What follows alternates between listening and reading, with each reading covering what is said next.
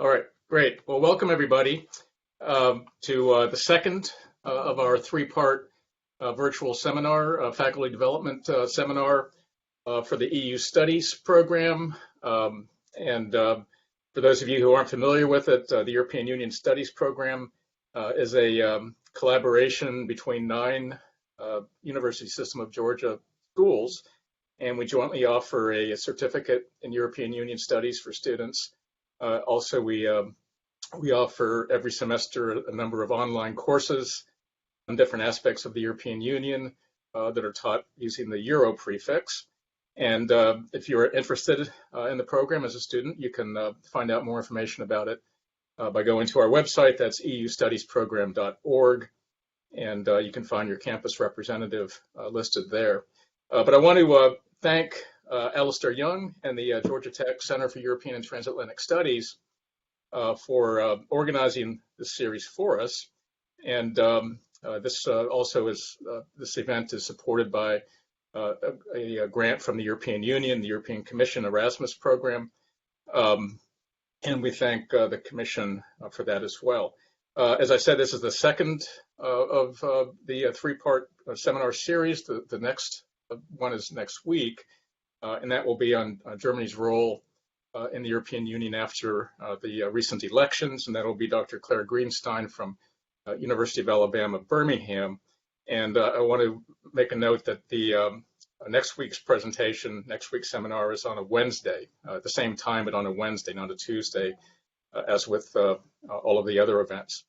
And before we introduce our speaker for today, I want to mention a couple words about the protocol for asking questions when it comes time for that. There's 2 tiers of participants today. Those in the charmed inner circle are the EU program faculty at our different schools, and they have, I guess you could say, privileged access. You can use your camera. Also, when it comes time for asking questions, you can do that verbally using the raise your hand function. Everybody else attending is not able to use your camera, but also when it comes time for asking questions, you're allowed to. But please do that using the chat function. Send your questions via chat, and we'll try to get them answered. Okay, so I'm very happy to introduce our speaker for today. The topic is threats to democracy and the rule of law in the European Union, and this is a very current issue, much going on at this very moment, but it's also a very important one for the European Union, for democracy in the EU, and really in the world. That's an extremely important issue for the United States as well. A lot of implications for us, what happens in Europe on this issue. But our speaker, I'm very pleased to say, is Dr. Ulrich Sedelmeier, and he's done extensive work on the European Union over the years, but he's an associate professor in international relations at the London School of Economics and Political Science. Before joining the LSE, he was associate professor of international relations, European studies at Central European University in Budapest. And as we were chatting before this began, that's a story in and of itself related to the topic of today's discussion.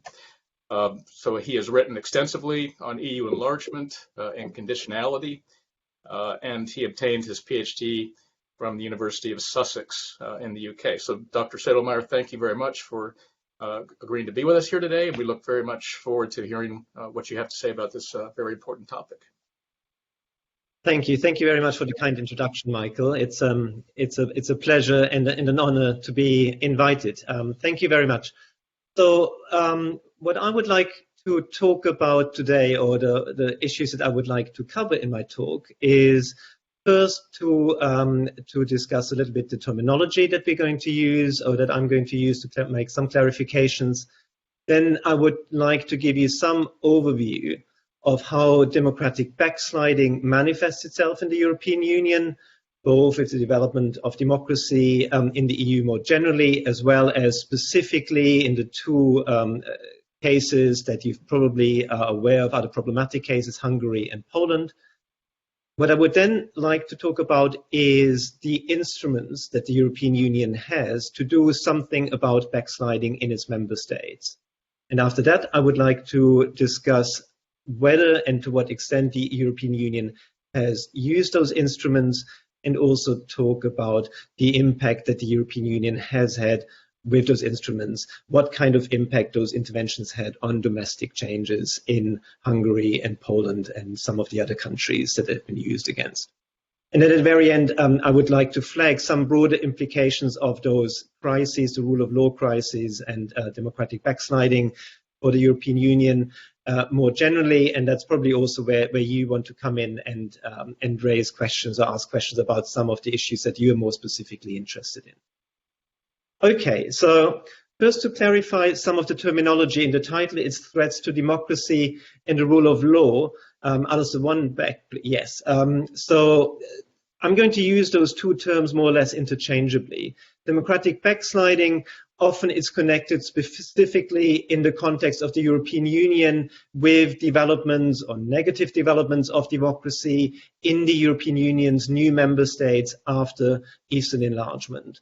But it's also used beyond the case of the European Union more specifically in the broader literature on democratization and autocratization, where democratic backsliding is used to describe a very specific type of challenge to democracy, which has been called executive aggrandissement, which is essentially very different from previous challenges to democracy through coups or where the executive was being replaced by a new executive. So this kind of backsliding is more about the incumbent elected executive using measures to gradually dismantle constraints on itself, so to eliminate checks and balances. And arguably that's precisely what characterizes democratic backsliding in countries like Hungary and Poland.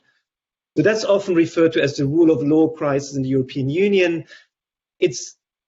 We can use this interchangeably when we take rule of law as a thicker meaning that is not just a procedural thinner meaning that actors abide by the law, because arguably, at least in the Hungarian case, the Hungarian government is not breaking the law because it can change the law, it can change its constitution. So it's not breaching the rule of law in a thinner description, but it's problematic for a thicker conception of the rule of law, which is about pluralism and liberal democracy. So in what follows, I'm going to use democracy and the rule of law more or less. Okay, so if we want to see a little bit more about what those challenges to democracy are. So on the next slide, you will see developments with regard to democracy in the European Union since 2004, the date of the Eastern enlargement. And here you see separate lines for the West European countries and East European countries. That's using the varieties of democracy, liberal democracy scale, which goes from 0 to 1. And what you see, there's very little change over time with the West European countries, all of them staying above 0.8. But there is significant deterioration in the eastern part. And you see a first dip with the accession of Romania and Bulgaria, which affects negatively the average. And then you see a gradual decline, which is arguably all to do from 2010 with Fidesz obtaining power again in Hungary, and then a further steeper decline after 2015, which is also the date when the PIS government came to power in Poland. So we do see those very different developments, and that Eastern Europe generally seems to be doing much worse than Western Europe. But on the next slide, you can see that there's quite significant, sorry, it's the one before that, significant variation within Eastern Europe.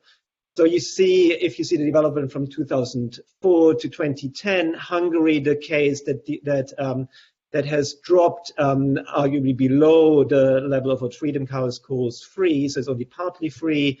Poland's declined significantly since 2010. Then you have Bulgaria and Romania, both countries joining in 2007, starting at a much lower level. Romania actually picking up, but then declining from about 2016.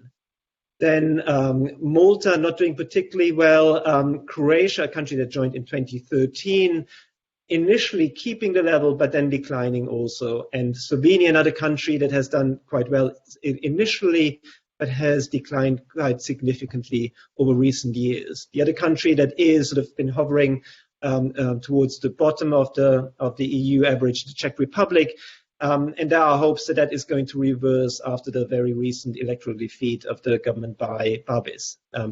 So what we see here is that there is significant variation. Not all East European countries are doing poorly, but the two where the backsliding is most pronounced are obviously Hungary and Poland.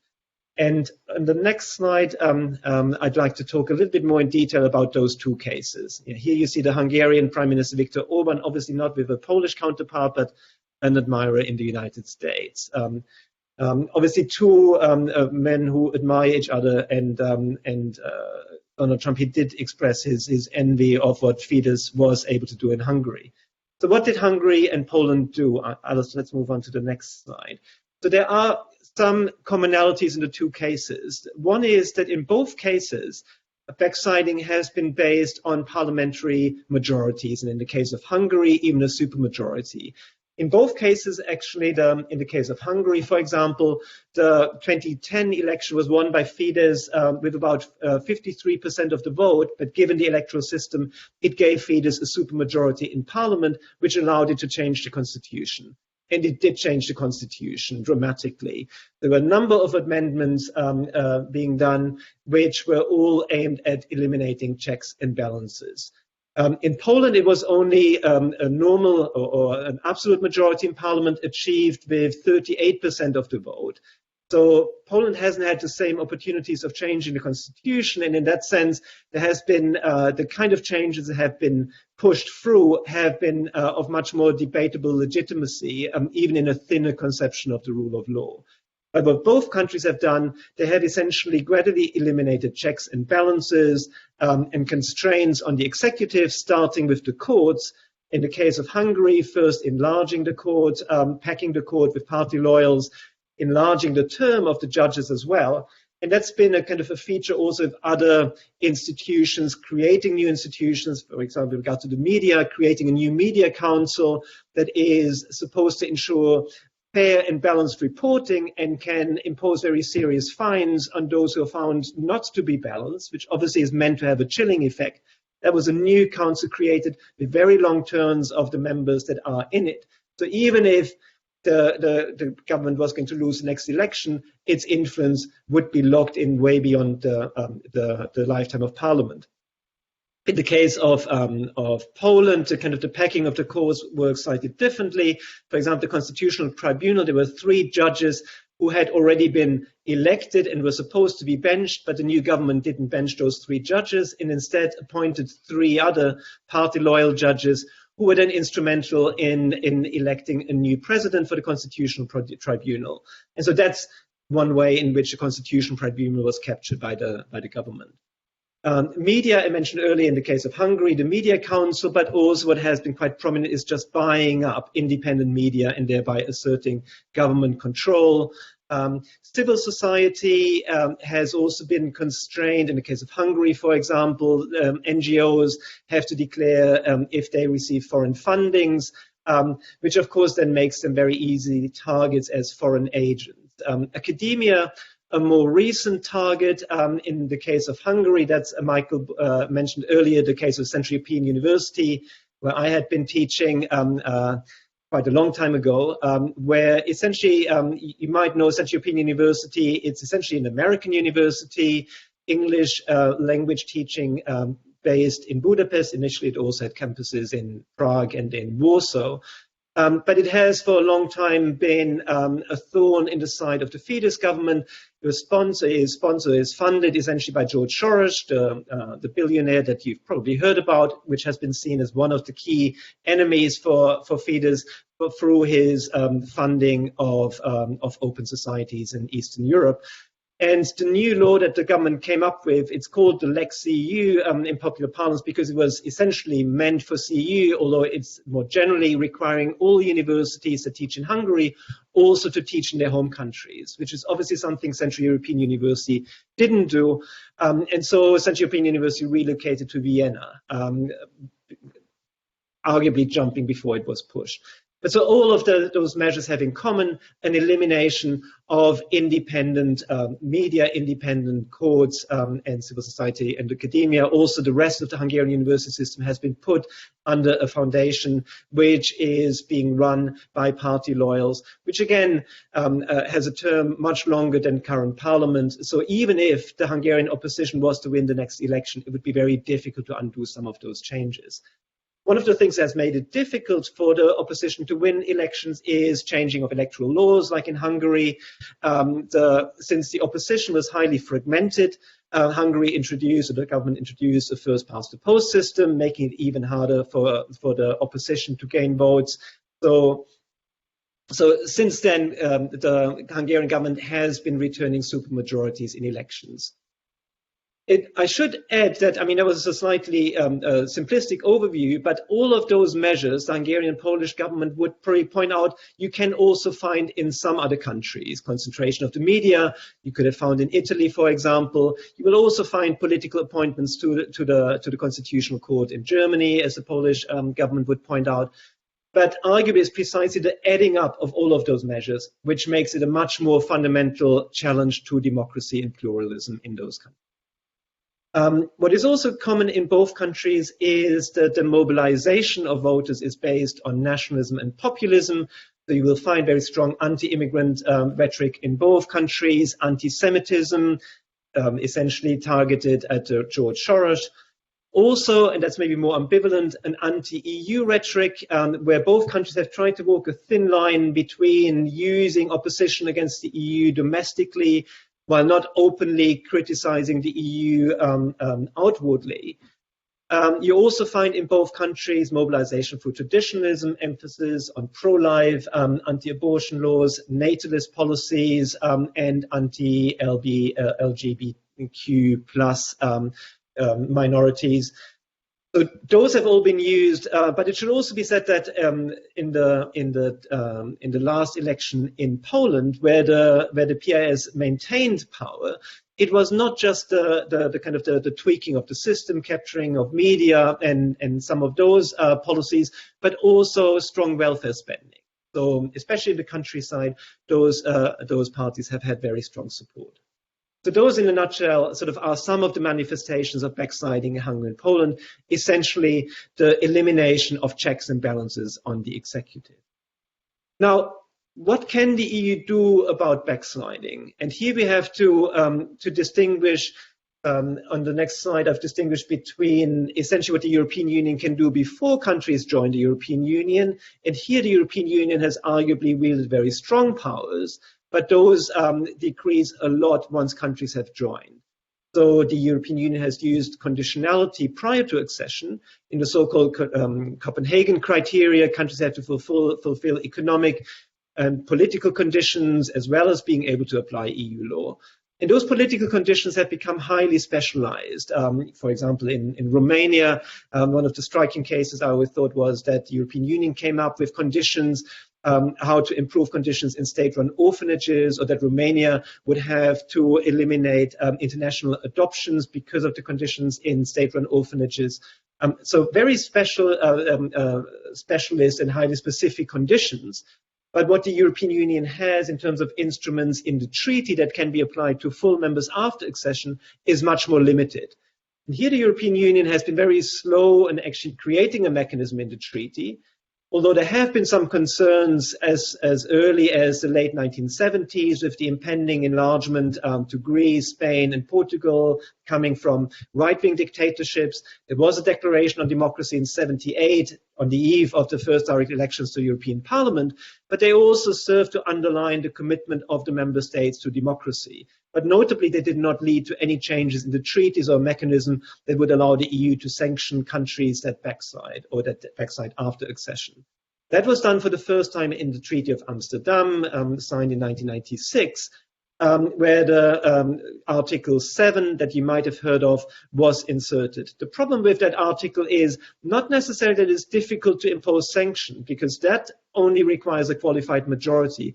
What is very difficult is to determine that a serious and persistent breach of the values in Article 2, which is democracy, rule of law, and so on has actually occurred. It's not the Court of Justice or an independent institution that determines that such a breach has occurred. It's by a vote in the Council, and for that you need unanimity -1. So that also means it's currently impossible to use, because Poland and Hungary, they will mutually back each other up. So it will be impossible to get that kind of majority.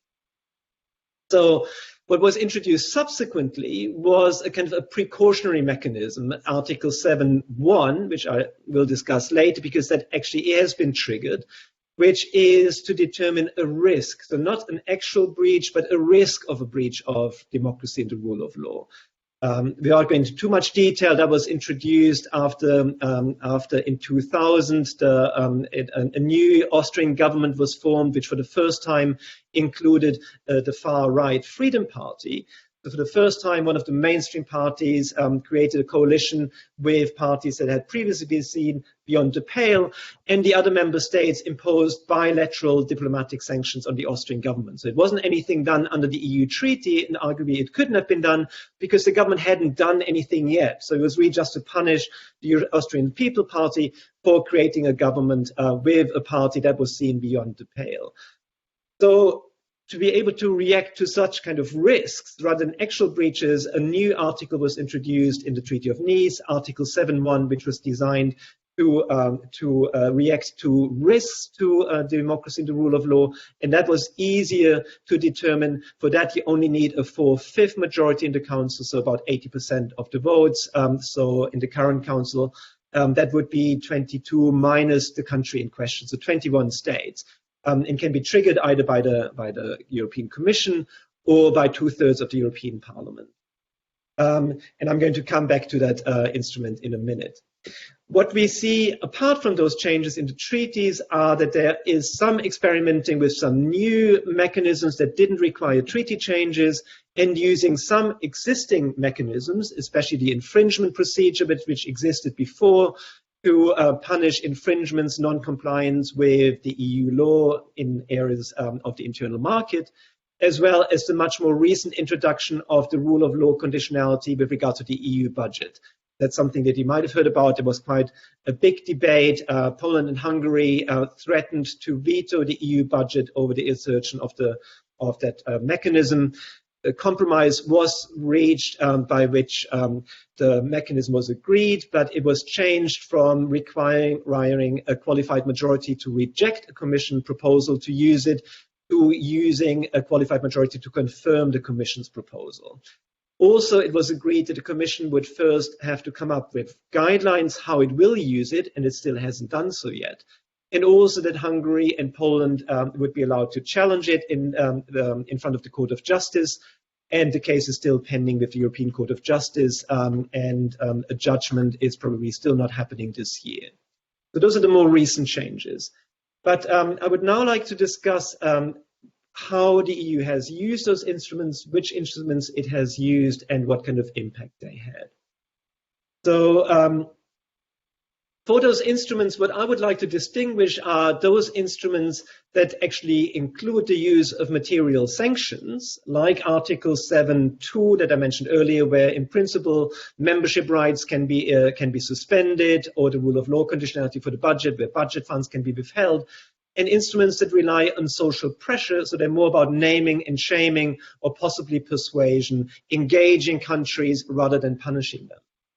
And with regard to those social pressure instruments, what the European Union has since last year is a so-called rule of law reports, which in a way replicates what the European Union was doing with accession candidates before enlargements.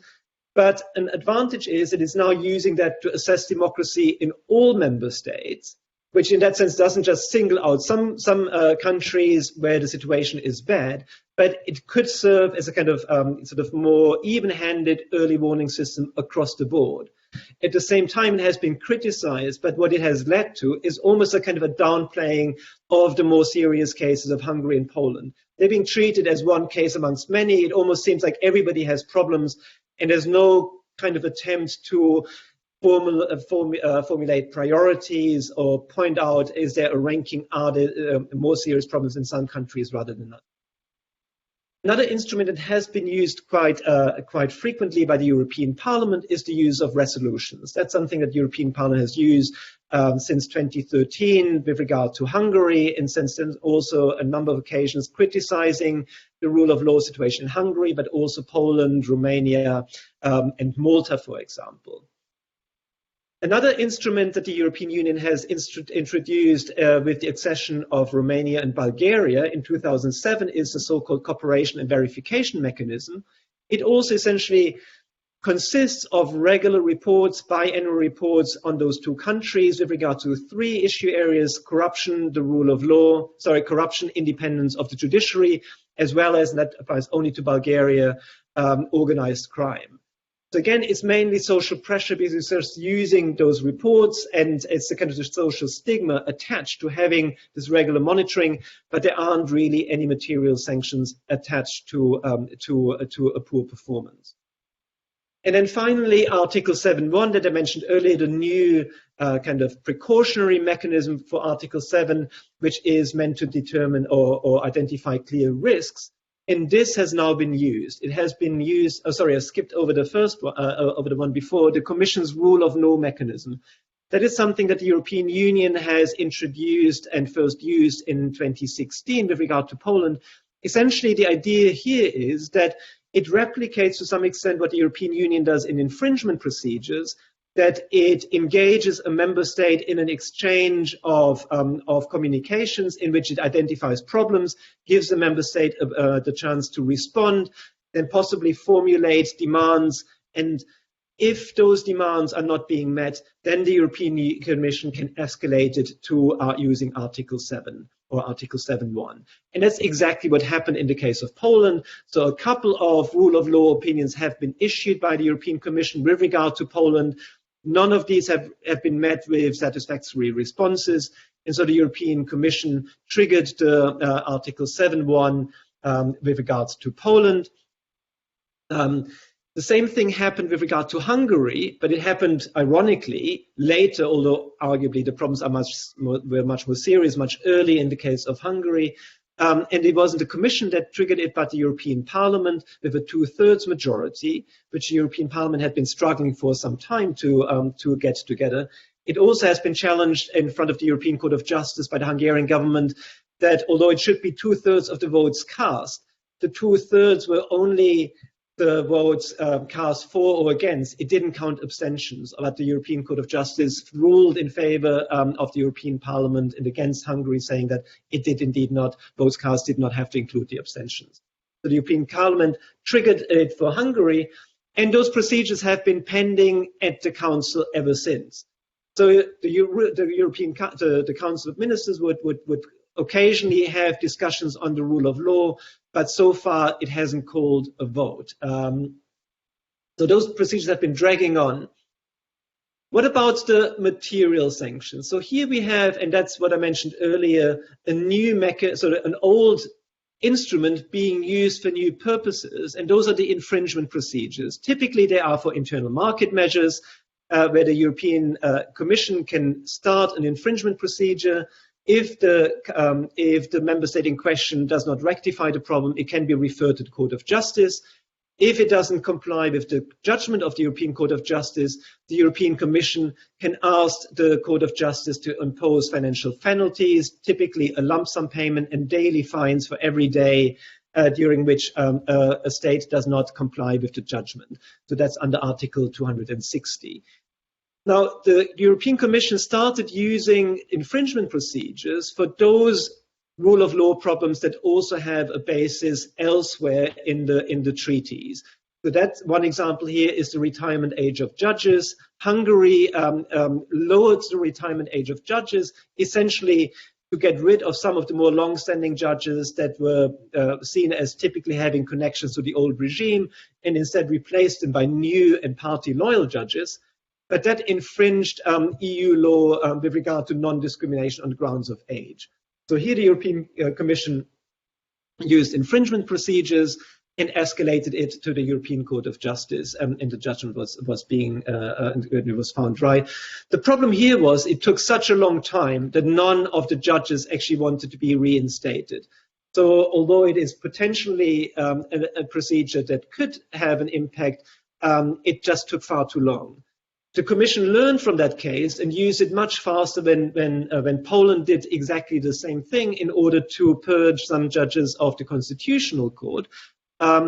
And in this case, the European Commission, within 1 year, escalated it to the European Court of Justice, which is very rare for that to happen. The Court of Justice was also very quick in issuing a ruling. And so those have been used with regard both to retirement of judges, but also judicial independence more generally. And arguably, that's also a sign of a more strategic use by the European Commission of the infringement procedure, arguing, and the Court of Justice has agreed with the Commission, that independence of the court system is necessary for the internal market more generally.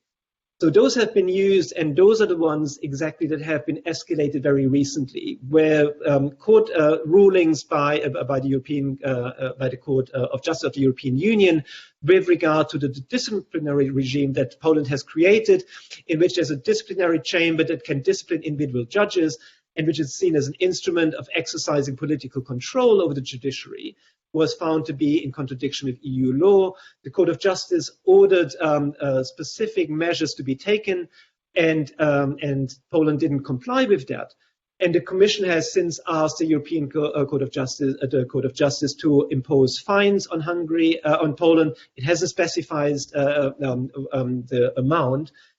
But this has now been escalated in that the Polish government asked the Polish Constitutional Court to rule on whether the European Court of Justice of the European Union has actually the power to rule on those cases. And the Constitutional Court in Poland found that parts of the EU treaty are incompatible with the Polish Constitution. So this is now the escalation that you might have followed over the last month between Poland and the European Union, where essentially the Polish Constitutional Court has challenged the supremacy of EU law. So that's what came out of those infringement procedures. The other material sanctions instruments that the EU has used, the rule of law conditionality for the budget, as I mentioned earlier, has not been used yet because the Commission has not created those guidelines yet. The European Parliament has repeatedly asked the Commission to speed up the procedures to come up with those guidelines, and has threatened to take the Commission to the Court of Justice for failing to do so. And the Commission has now promised to do so soon, so it might happen this autumn. But even without those guidelines happening yet, and without the Court of Justice having ruled on the objections that Poland and Hungary have lodged against the mechanism, there have now been preparations for halting or delaying at least payment of some regional funds for Hungary and Poland. The Commission has written to some Polish regions which have declared themselves as lesbian and gay-free zones for some clarifications, and they might not receive some cohesion money. So we might see some of that applied even in the absence of those formal guidelines.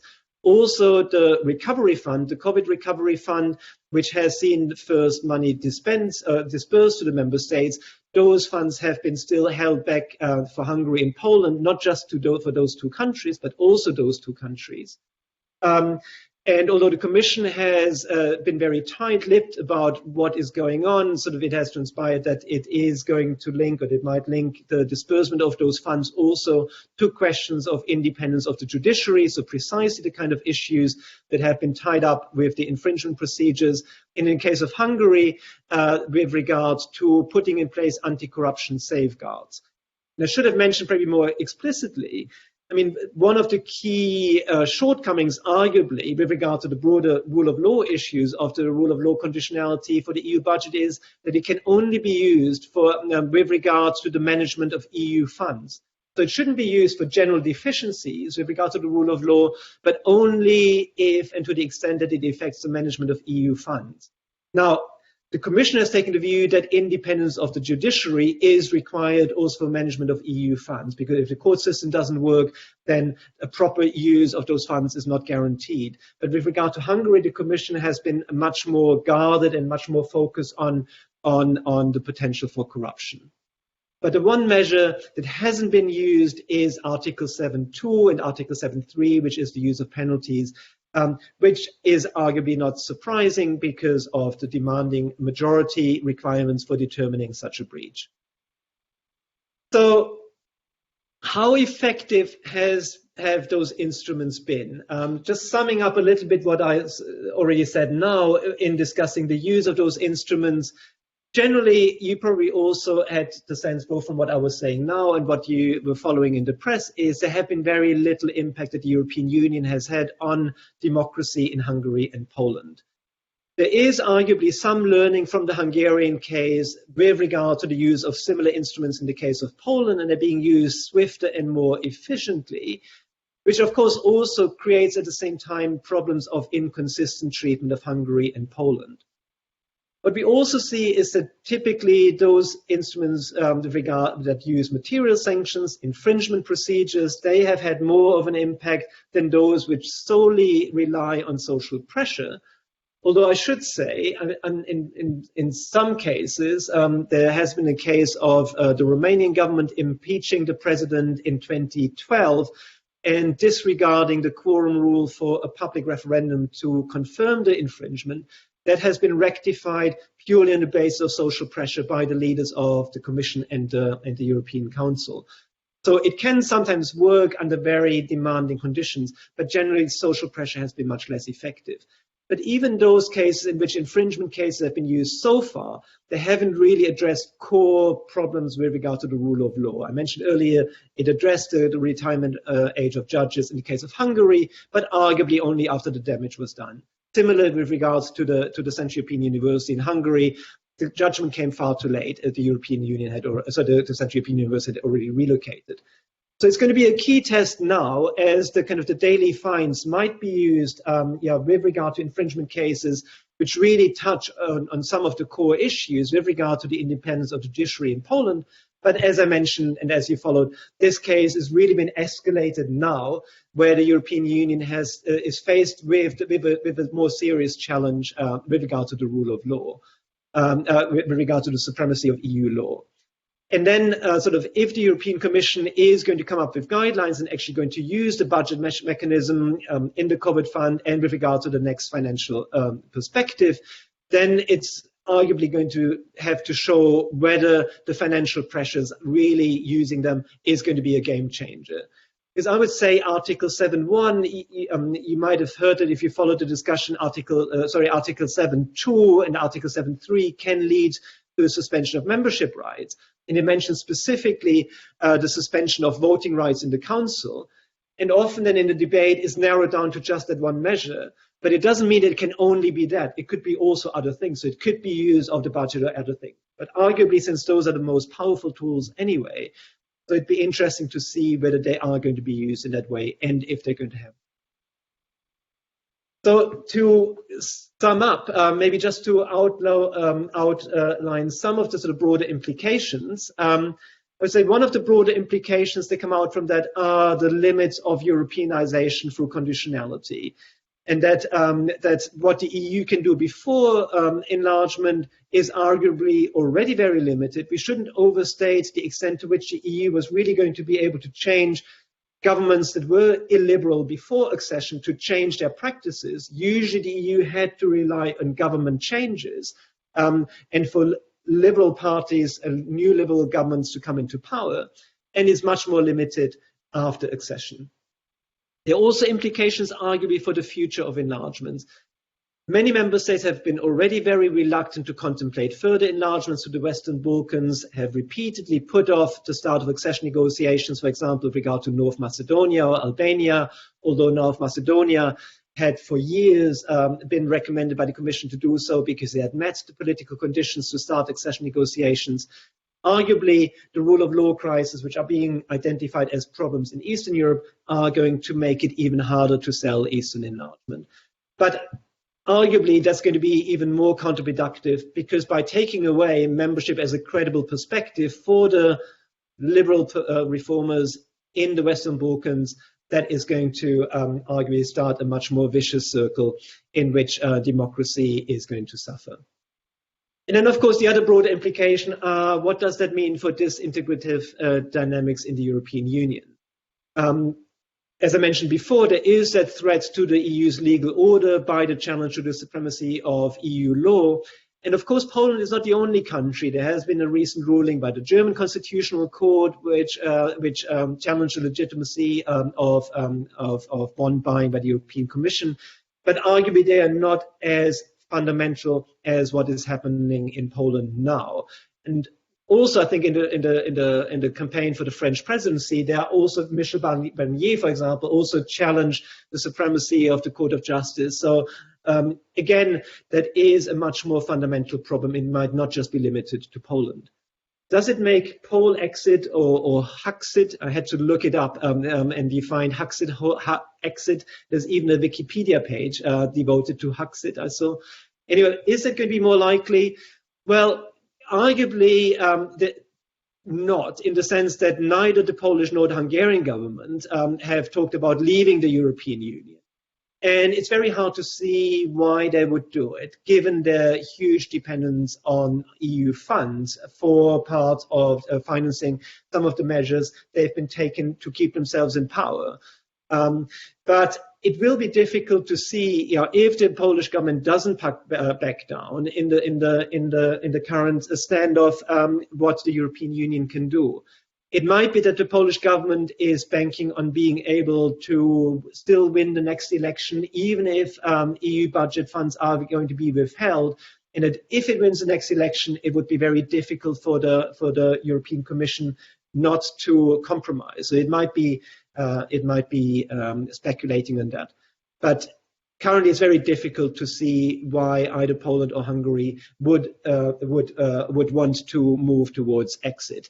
And you see a very strong difference that even though domestically the European Union and the aggression by the European Union is very much instrumentalized domestically, all of that is being very quickly reined back once the government leaders talk to the European Union. And otherwise, more serious problems that we see also is there's a more general erosion, arguably, of the ideational underpinnings with regard to liberal democratic values, in the sense in which you could see the European Union or NATO as a community of democracies, where the current cooperative dynamics are being undermined by taking away that common identity. You see the problems in NATO with regard to backsliding, not just in Poland, but in Turkey specifically. And arguably, we might see something similar in the European Union. But also, of course, one thing is how the erosion of democracy affects cooperation in the EU. The other thing is how the fights about how to respond to it affect cooperation in the EU. And what we currently see is arguably an exacerbating of an East-West divide, where some East European countries, even if they are not necessarily being threatened themselves, but are worried about what they see as a patronizing stance by West European countries. So those are arguably also broader challenges which threaten cooperation in the European Union more generally. And I should leave it here because we want to leave some time for questions, and obviously we can then go into more detail on any of those that you want to follow up on. Okay, thank you very much for extremely enlightening, detailed discussion of the different legal and other means the EU has to respond to the rule of law challenge and backsliding of democracy challenge in Hungary and Poland. And we can open it up for questions now. I'm not totally familiar with this version of Blue Jeans. I see a Q&A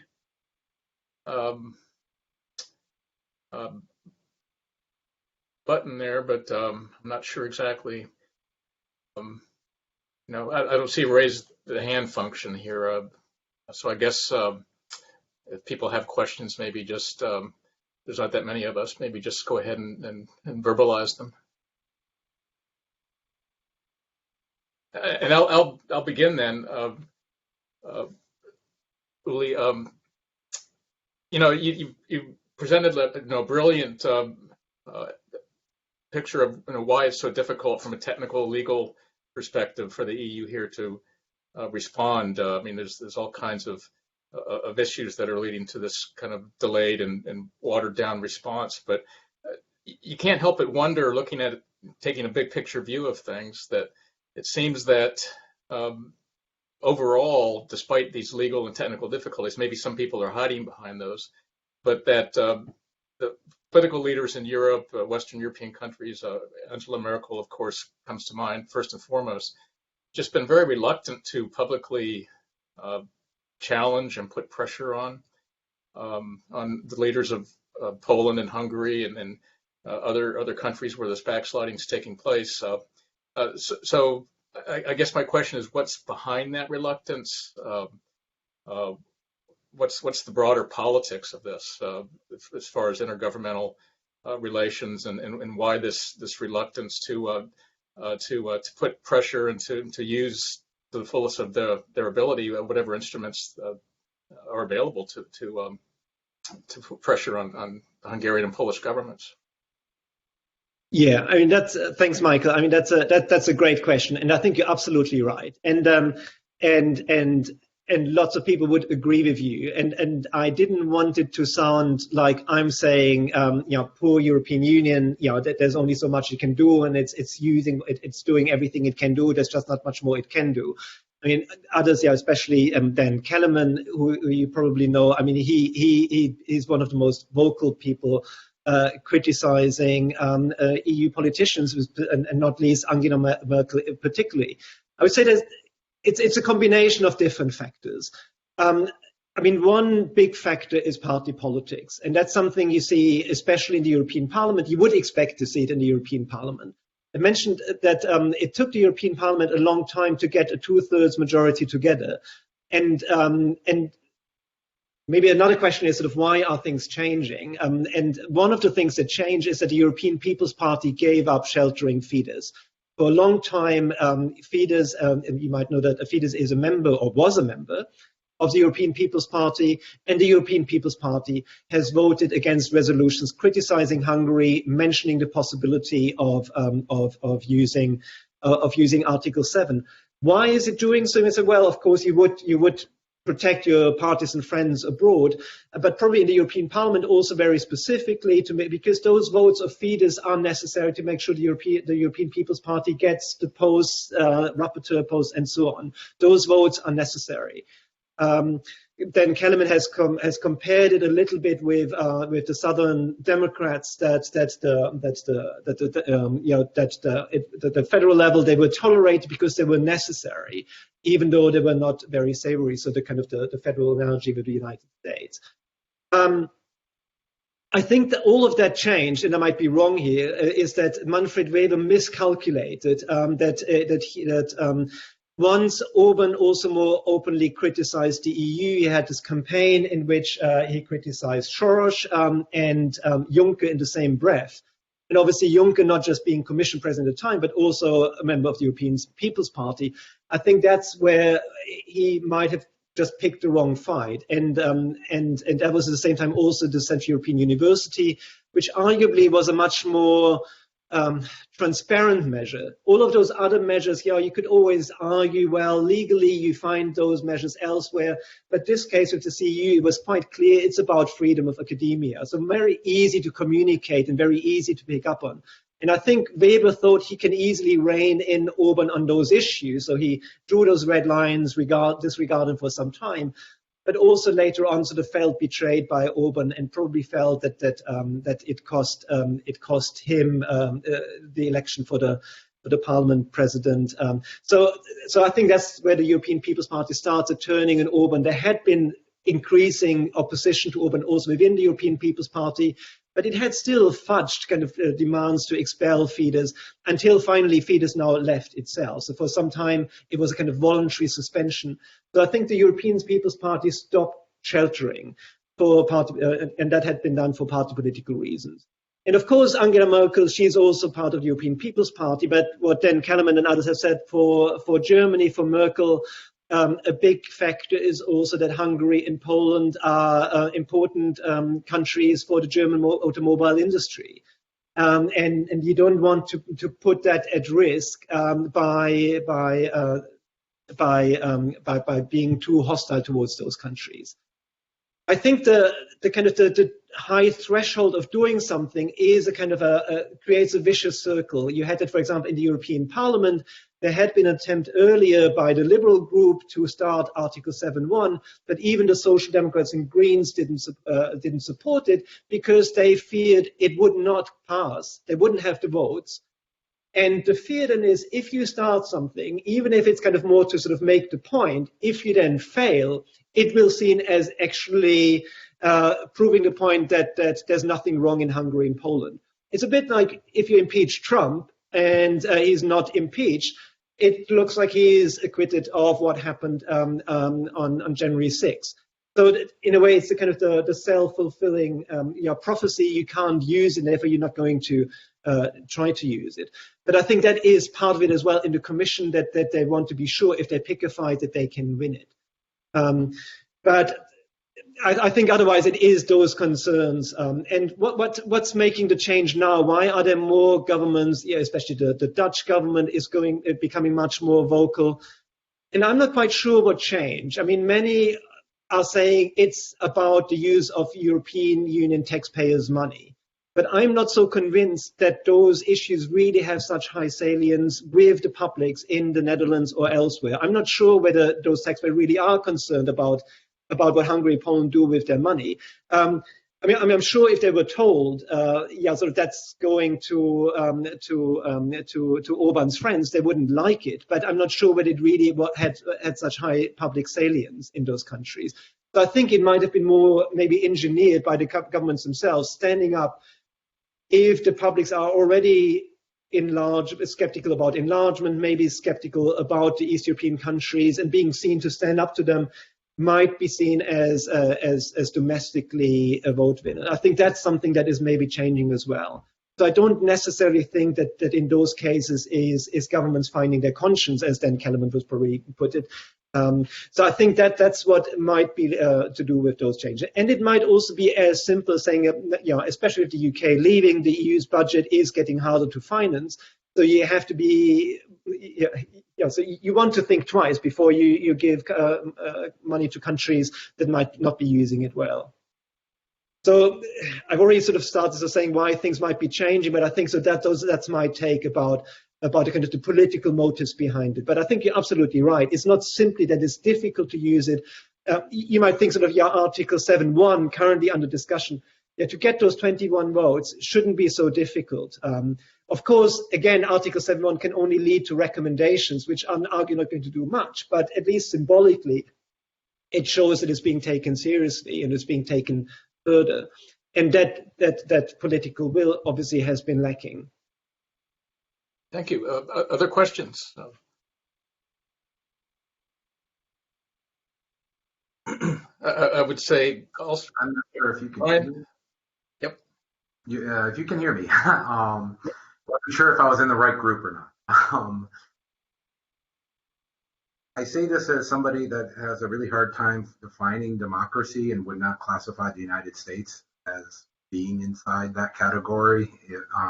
At least as the way the European Union has been defining democracy lately. And also I'm saying this as someone who sees a lot of dangerous potential for the appeal of using nationalism to set yourself apart to gain political power. And so even with those two things, please understand I'm coming from that perspective. How much do you think the EU's reaction has been shaped through domestic politics in various powerful EU countries because the so-called threat to democracy seen inside of Poland and Hungary, and I would personally argue has been there since the ascension of Romania and Bulgaria.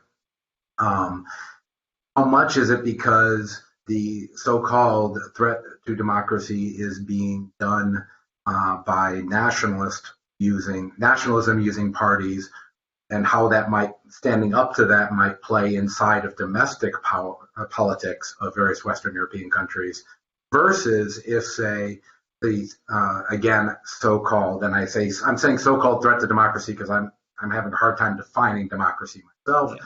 So a threat to it, what makes something undemocratic? How different do you think the response would have been, or would there have been different countries responding if, say, the threat to democracy was coming from parties that were too socialist? Say if they were trying to nationalize corporations' investments inside of their country, if a French company had invested in Hungary and the Hungarian government had come along and nationalized the investments that the French company had created, would there have been a different response? And is it then just a question of how standing up to a particular ideology fits inside of the domestic politics of West European countries? Or is it proceeding at a more bureaucratic level of the Commission, attempting to make sure the various treaties that have been signed are lived up to? Yeah, great comment and questions. I think there's a couple of points in there. I'll try to pick, I think there's at least 2 points in there. They're very important ones. I think one point is, and that is a big part of the debate, sort of who judges that there is a problem with democracy or with the rule of law. And that's precisely, I'm not saying that that's necessary, that you're arguing the case of the Polish-Hungarian government. That's precisely the point that they're making. It's not up to the European Court of Justice to define democracy. We define it, our voters define it. And one response to that is it's not just the European Commission that defines it. It is referring to, for example, opinions by the Venice Commission of the Council of Europe, so independent expert commissions that have criticized the changes to the Hungarian constitution and so on. And arguably, there's been lots of criticism of the rule of law reports that I mentioned earlier as a kind of not whitewashing, but kind of downplaying the seriousness of problems in Hungary and Poland in particular. But even the critical voices, what they have acknowledged is what is useful is that it helps with defining some of those issues. What are democracy and the rule of law that we're concerned about, and thereby sort of coming up with trying to find a little bit what are the concerns, rather having this kind of a kind of relativist position. So, not sure whether that satisfies your point. I mean, it is obviously a very difficult issue, and there are different opinions on that. And I should probably also have mentioned that in response to Michael, I think we also shouldn't underestimate one reason why the member states and why the member state governments are reluctant, and arguably sort of why they came up with this very, very high threshold in the Treaty of Amsterdam in the first place. They don't want it to be used. They don't think it's something that the European Union really should get involved in, that's the kind of the instinct of member state governments. That's domestic politics. We don't want the EU to get involved in. So I think that is probably the starting point to start with, mainly for the reasons that you mentioned. Now, So I think that is probably a big part of it. Now, what about the domestic politics? And I would completely agree with you. Of course, it's channeled through domestic politics. Now, is it purely cynical and instrumental? Now, I would say there is, of course, a big part of it whereby, and it's not just cynical, but where there is, where I think I might be putting words in your mouth now, but sort of a kind of more benign interpretation would be it's countries where there is a threat from similar parties like Fidesz or PIS, so the kind of the populist radical right parties, that those countries are concerned about those rising challenges in their own country. So they want to make sure that the European Union does something. It's almost like playing a two-level game, that to keep in check their own domestic challenges. And I mentioned the case of Austria in 2000 after the election in 1999 when the Freedom Party joined the coalition government. And at the time, colleagues of mine, we wrote an article arguing precisely the point that at least part of the explanation why the 14 other member states at the time took measures was because in many other countries, Belgium, France not least, there was the same debate whether the center right, the mainstream right, should be having electoral coalitions with the extreme right. And those within the mainstream right who were against it were those pushing hardest for the other member states to do something about Austria, not even so much to punish the FPÖ, but to the Freedom Party, but to punish the mainstream right party going into a coalition government. Because they didn't want their parts to do the same thing. And And so I'm sure that plays a role. And you do also find that if you look at the votes in the European Parliament, those MEPs where you have a higher domestic threat from radical right parties, they also tend to be more likely to vote in favor of resolutions criticizing Hungary and Poland. So I'm sure that plays a role. But is it simply that it's those on the left who used the opportunity to punish those on the right, and they would let similar sort of infringements by governments of the left slide?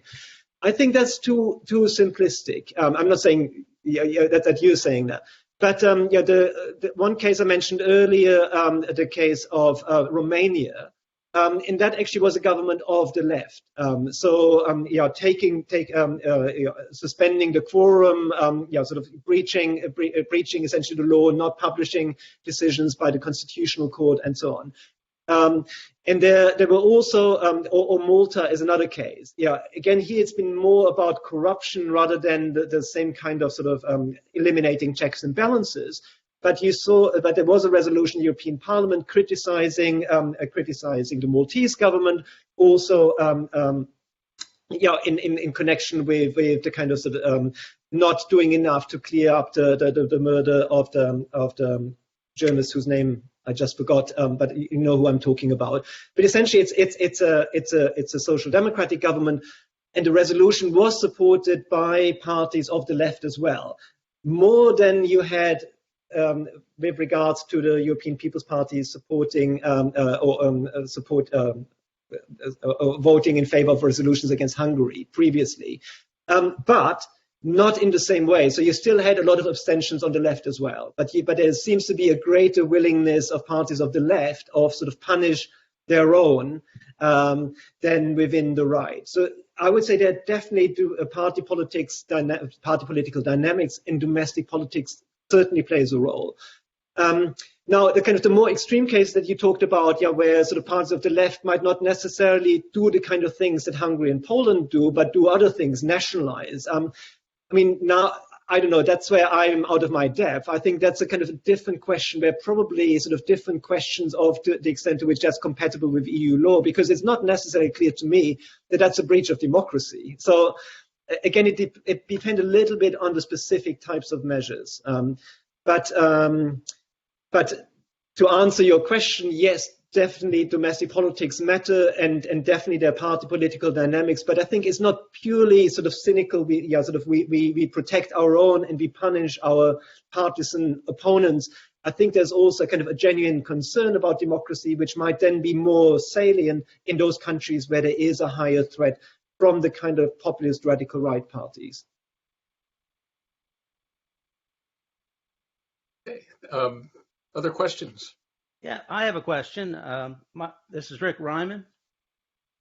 You have talked about public opinion, if I could use that phrase, at the level of the political parties, domestic public opinion or political opinion.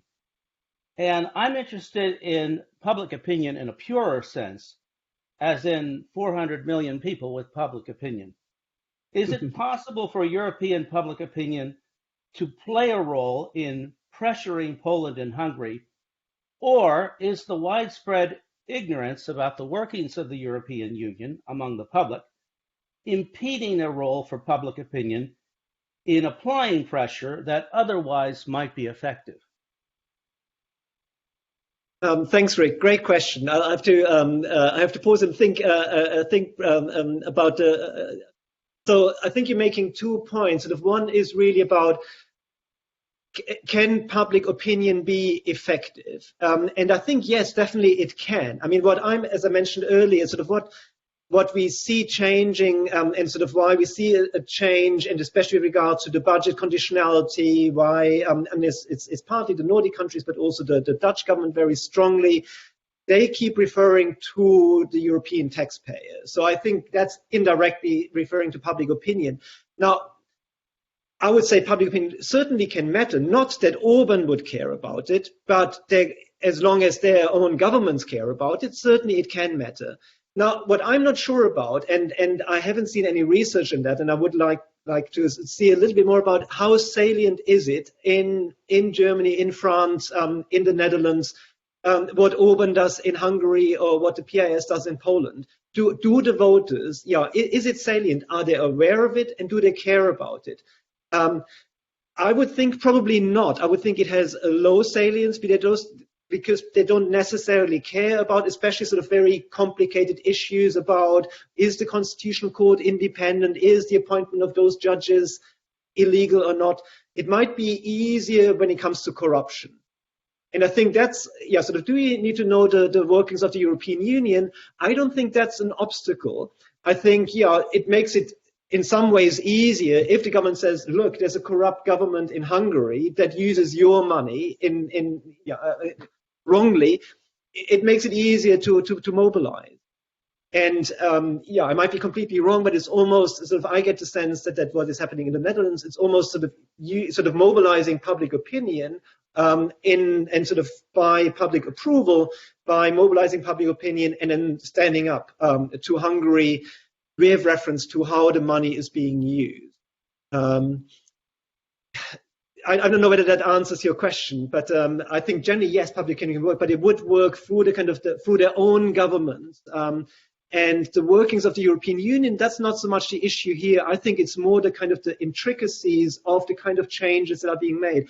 Especially in Hungary, I mean, when Fidesz came in 2010, they were ready. And they have lawyers who are very, very good. And they can point out to you almost everything that they've done, that there is some analogy elsewhere. And so you're very good in also sort of engage in commission in long back and forth and in sort of what exactly are the legal merits. And I think that's something that's going to be lost on your sort of mean voter. But what about money, that will work. Sorry, Rick. Oh, that's all right. But what I was getting to is that Europeans don't understand the intricate workings of the internal characteristics of the European Union. However, they do have a grasp, I'm sure, on the idea that the European Union stands for a unity in Europe surrounding democracy. And they do also, I would think, have a grasp that something is going on in Poland and Hungary which runs extremely counter to that. So at that fundamental level, I would expect Europeans, if in principle they support the European Union, as they've always understood it, would project a voice on this subject. But is that happening? Or? Yeah,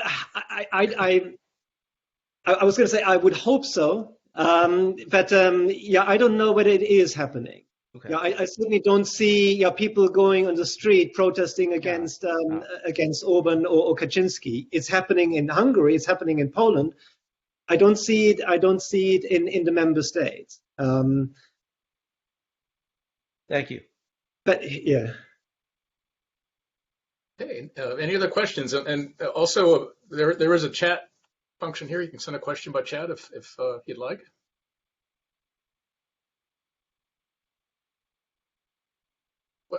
Well, and if there are no other questions, I have another one. And I want to shift the focus back to domestic politics here, but in this case, the domestic politics of Hungary and Poland.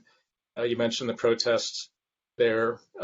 It seems to me, there's all these technical difficulties with the EU using these different instruments to punish Hungary and Poland. And there's also the danger that if they do, there could be a backlash, right? It could backfire, and it could lead to increased support actually for the Kaczynskis and Orbáns, and it could lead to a decrease in support for EU membership in these countries. So that's a danger as well. So really, it ultimately seems to me that the remedy here is going to be at the domestic political level in these countries. The voters are going to have to mobilize to vote for a change at the ballot box, and we've seen that happen recently in the Czech Republic, so that gives us some optimism. But what do you see as the likelihood that in these two countries the electorate seem to be fairly split down the middle, kind of like the red state blue state divide in the U.S. But what is the possibility that there will be a change at the ballot box in these countries? Yeah, first to say, I think you're absolutely right. I mean, I didn't mention the kind of the concern about a backlash, and indeed that is that is a concern. And I think it also Brian's point earlier about the party political dynamics. Of course, in Poland, it was also seen as a kind of a problem that Tusk, who was the council president and is now again the kind of the main opposition leader, that it was almost seen that if the European Union was going to intervene in Poland, it was seen as the European Union was doing Tusk's bidding in Poland. So of course that could have been almost more damaging. And that's something that, of course, we know about. There might be a rallying round the flag effect, and you see how it's being instrumentalized in each case when the European Union, especially now in the case of Poland, how it's being used to mobilize support. That the European Union seems to force things on Poland. I mean, I think it'd be really interesting to have more research here, and I don't know what the kind of opposition leaders really want if they were to speak freely, because I think they have this dilemma that they would want support, and because of course in Poland more than in Hungary, but in both countries there is still a pro-EU public. So it's not that any intervention of the European Union is necessarily just going to be seen as negative. It did have very much a negative impact in Austria, in the case I mentioned earlier in 2000. But whether opposition leaders want the European Union to speak out or not, I think it also depends probably. If you're a part of the lesbian gay community, then you probably welcome it that the European Union steps in. But I think you're absolutely right. Ultimately, the change has to come domestically. And that's what I mentioned earlier, even before accession. The conditionality of the European Union argued that was when it was at its strongest, could not make, say, Meccia in Slovakia change his ways. It did not make Tudjman in Croatia change their policies. It needed domestic change at the ballot box with new governments coming in who would not rely on constraining the rule of law in order to maintain power. So I don't think the European Union is going to force Orban to make any changes if he thinks that's going to make him lose power. Now, how likely are those changes going to happen? I think Hungary, I almost thought it's a lost case for at least a decade. We'll have to see whether the united opposition, now the opposition has banded together, agreed on a single candidate, a little bit like what happened in Israel. And they seem to be neck and neck with Orban. But of course, even if the opposition comes in, it will be very difficult for it to rule because it's such a broad coalition. And as I mentioned before, many of the policies and changes that were made, they were made to be locked in. So those preferences are locked in. They have constitutional status and so on. It will be very difficult to undo many of those changes. Poland was always going to be arguably a more likely case, but it was for those who hoped that there was going to be a change, were bitterly disappointed when PiS didn't just win power in 2015, but also won the election in 2019. And I think it's exactly as you say, it's very much that the population split down the middle. It is those kind of polarization and identity politics that you see in the United States, that you see in the UK, which very much sort of reify those rifts. And I mentioned before, and it's not simply, I'm a little bit simplistic and say it's just the kind of the nationalist, anti-immigrant, populist rhetoric. It's also some of the welfare state policies that especially PiS has been using in Poland, which has been very important in gaining electoral support. Now, that is, though, an area where it will be much harder for PiS to sustain those policies without funding from the European Union. So I can't offer much more in terms of sort of what I think the likelihood is, and that any of those changes are going to happen anytime soon domestically. But I agree with you. Ultimately, it has to be the domestic mechanisms. It's not going to be Kaczynski or Orban that are going to give in to EU pressure if that means that they have to give up the kind of the basis on which they are holding on to power. That's not going to happen. Thank you. We actually have one question submitted by chat, and I don't know, Uli, do you have time to maybe Sure. give a quick answer to it, and then we'll call it a day, but I think this is probably from one of the students, but the question is, did Brexit challenge EU democracy in a similar manner to that of Huxeter in Poland? So I'm not sure I totally understand that, but yeah. maybe you can take a whack at that. No, it's great. Also, if it's a question from a student, it's great. It's great if they also join in with questions. I was going to I was expecting a slightly different Brexit question. Yeah, to what extent Brexit has sort of made it more like Poland and Hungary are going to leave? To what extent has it emboldened Eurosceptics elsewhere? And if I'm now answering my own question rather than your question, if you forgive me, I can come back to it in a minute. I was going to say actually it might have had the opposite effect. Yeah, maybe it's also partly wishful thinking of a Remainer living in the UK, that the terrible example, the terrible mess that the UK government is in has served as a deterrent for other states, especially in the case of Hungary and Poland, who are much more dependent on EU funds to start with. But I think generally what we saw in the wake of Brexit is an increase of support for the EU across the EU member states. And of course, the true effects of Brexit are partly hidden by the effects of COVID. So that might work in favor of the British government. Is it a problem for democracy in the EU? Well, arguably not at all, in the sense that it's been demonstrated that if a country wants to leave, it can leave. Of course, we can get into a longer debate, yet to what extent, and that's probably the line that the British government would currently be taking, that what the EU did is a kind of a punishment agreement. I don't really think it is. I think the European Union has been compromising quite a lot, but that then I might be partisan. And the British government also has arguably a strategic interest in keeping Brexit on the agenda. Argue a lot of what is happening in the Northern Ireland Protocol, and interestingly also this kind of sticking point about the Court of Justice of the European Union, which is something that the Northern Irish don't care about at all. Northern Ireland business doesn't care about. Never came up in the negotiations. Now it's being brought up. Arguably, those are more issues that the government uses to keep the issue alive, to mobilize the Brexit support and argue to continue playing identity politics.